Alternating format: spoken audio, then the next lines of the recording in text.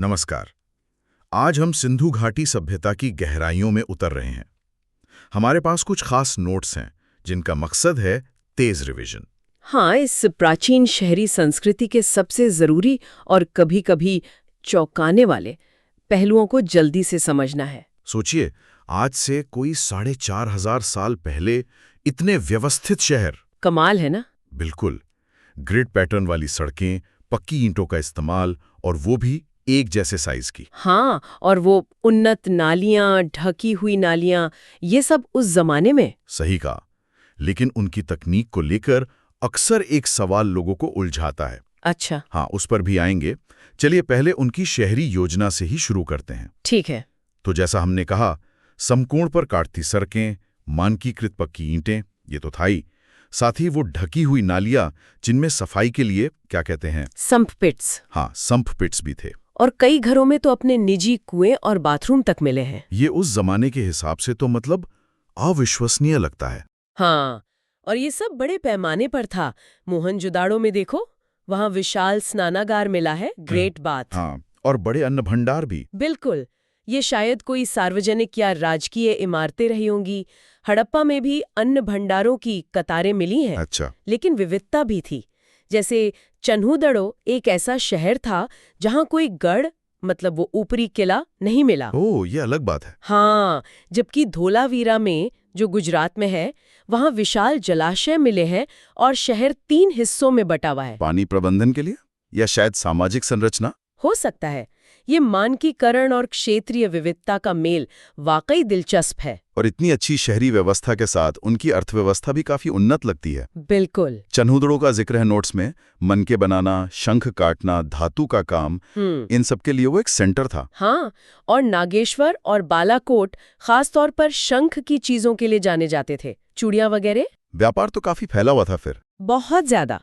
सोचो, लाजवर्द जैसा कीमती नीला पत्थर वो सुदूर अफगानिस्तान की शोरतुघाई से आता था। अफगानिस्तान से? कमाल है। हाँ, और कार्नीलियन गुजरात या राजस्थान से चर्ट पत्थर के ब्लेड सिंध की सुक्कुर रोढ़ी पहाड़ियों से। और तांबा, सोना? तांबा शायद राजस्थान के खेतड़ी इलाके से, और सोना संभवतः दक्षिण भारत में कोलार से। ये नेटवर्क बहुत बड़ा था। इतने बड़े व्यापार के लिए कोई सिस्टम तो होगा।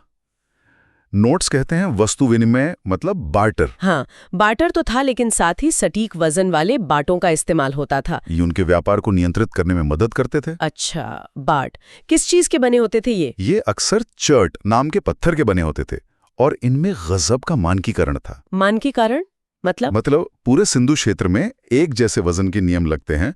छोटे बाट द्विआधारी प्रणाली में थे, 1, 2, 4, 8 ऐसे। Binary system. वाह। हाँ, और बड़े वाद दशमलव प्रणाली में थे, अक्सर 16 के गुणकों में। ये सटीकता उनके व्यापार के लिए बहुत जरूरी रही होगी। सही बात है। व्यापार के अलावा कृषि का भी जिक्र है। कालीबंगा में जुता हुआ खेत। हाँ, कालीबंगा में जुते हुए खेत का प्रमाण मिला है, और बनावली में जौ के दाने भी मिले हैं। तो कृषि भी मजबूत आधार थी। अब आते हैं उस रहस्य पर।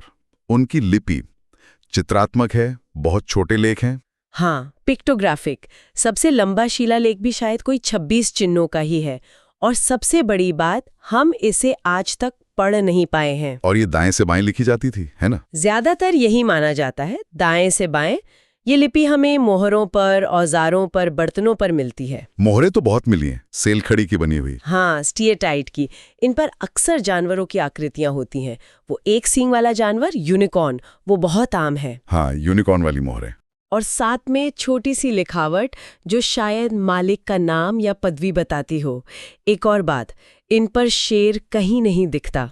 अच्छा, शेर से परिचित नहीं थे वो लोग? ऐसा ही लगता है।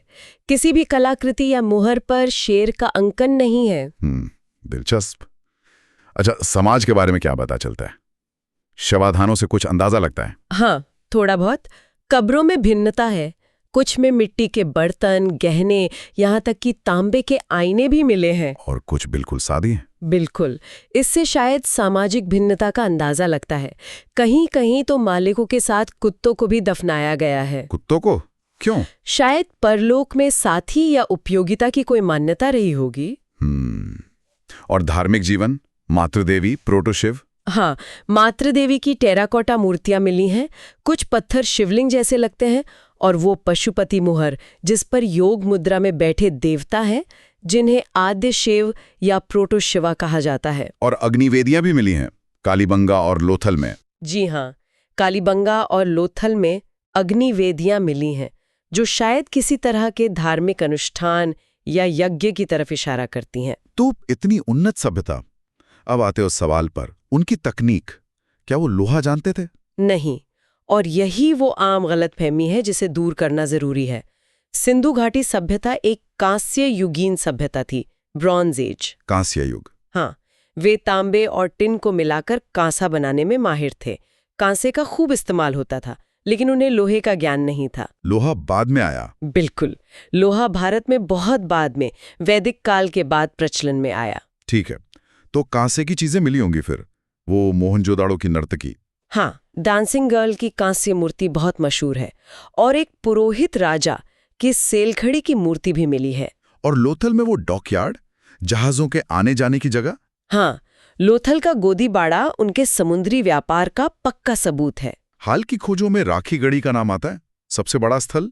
हाँ, हरियाणा में राखीगढ़ी अब तक खोजा गया सबसे बड़ा हड़प्पा स्थल माना जाता है और भिराना को सबसे पुराने स्थलों में गिना जाता है। तो संक्षेप में कहें तो गजब की शहरी योजना, मानकीकृत बाट और माप, एक रहस्यमयी लिपि और कांसी युग की तकनीक जिसमें लोहे का कोई स्थान नहीं था। ये सब मिलकर हजारों साल पहले के एक जटिल संगठित समाज की तस्वीर बनाता है। बिल्कुल, एक ऐसा समाज जिसके कई पहलू आज भी हमें हैरान करते हैं और जिसके कई राज अभी खुलने बाकी हैं। और अंत में सोचने के लिए बस एक बात, वो लिपि जो आज तक हम पढ़ नहीं पाए, अगर कभी हम उसे समझ पाएं, हाँ, तो उसमें क्या राज छुपे हो सकते हैं?